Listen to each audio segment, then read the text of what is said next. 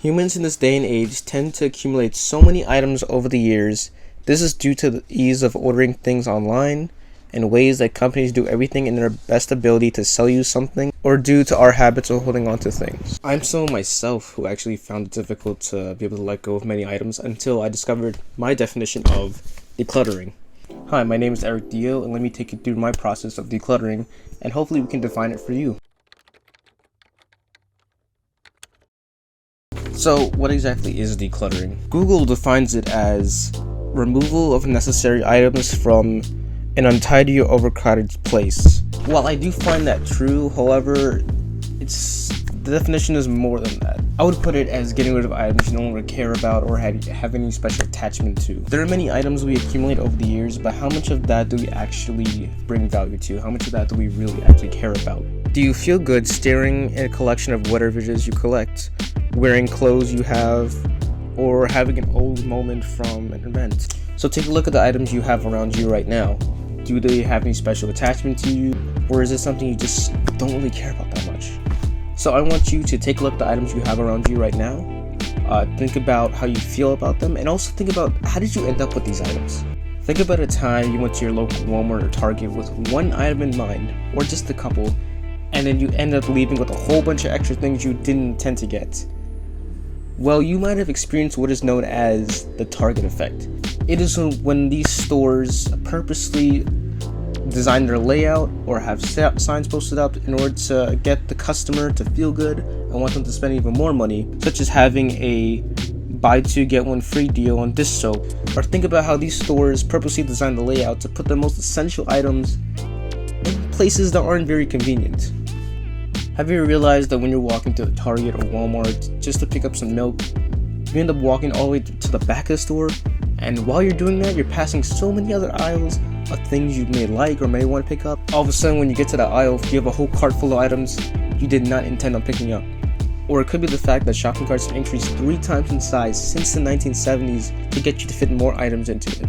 That's just one way that people get so many items. Another one could be that people see it as a financial loss. They would be like, I spent so much money on this, I can't just get rid of it, or it would be such a big waste of money to get rid of this item. So they end up holding on to that and then just leaving it around, and then that item just accumulates dust over the years.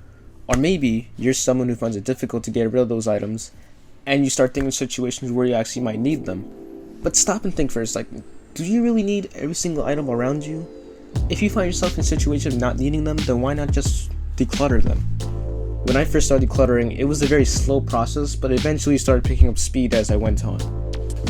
It first started with a box of plushies, figures, other collectibles I just no longer found myself caring about, down to like the useless tech items I bought off of Amazon, which just ended up sitting in a drawer for the longest time. I took the time to actually sit down and look at every single item and try to see if they invoke some sort of emotion out of me, and whether if I really needed them. I decided to look at if they were functional, if I had some sort of emotion where I felt a very strong connection to it, or I had some type of value drawing from it. However, if it didn't, then I would just get rid of it. This is similar to Marie Kondo, a Japanese organizing consultant, ideology of items sparking joy. Might have recognized her from those memes where it focused, this item sparks joy, this item does not spark joy. That's where you may have heard her from, but yes, she is definitely one who I drew inspiration about when discovering the topic of decluttering. Another task you can do is get a second opinion. If you find yourself stumped on an item and not quite sure on whether or not you should keep it, find someone close to you that can help you make that decision with you. Finally, when it comes down to getting rid of those items, you can either donate them to centers such as Goodwill, or give them away to a friend, or if all else fails, just toss them. So let's say you managed to get rid of those items around you. Great job, we're finally done. However, 6 months later, you find yourself surrounded by those same very items that caused you to declutter in the first place.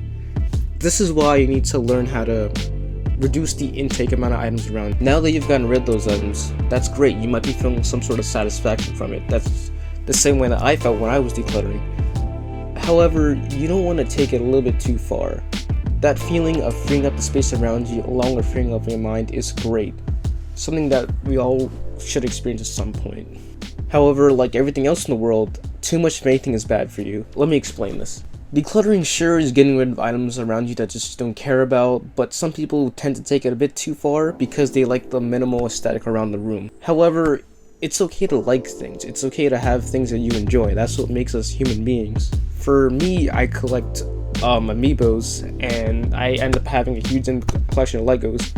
Sure, they can be seen as clutter or many items I don't really need, but those items end up bringing joy to me, and I end up keeping those items because I just like having them. I don't want to purge every single thing around me and then end up living in just an empty white space. Well, that does it. I got rid of all the clutter. I made order out of chaos, and it's beautiful. There's even an echo in here now. I'm so happy. I'm very unhappy. So why not try decluttering for yourself right now? Take a look at the items around you. If you find yourself in a situation where you don't need the items, you need more space, or just want to cut down entirely, with that, thank you for watching. Be sure to comment down below on your experience of decluttering and how it went for you, and don't forget to subscribe.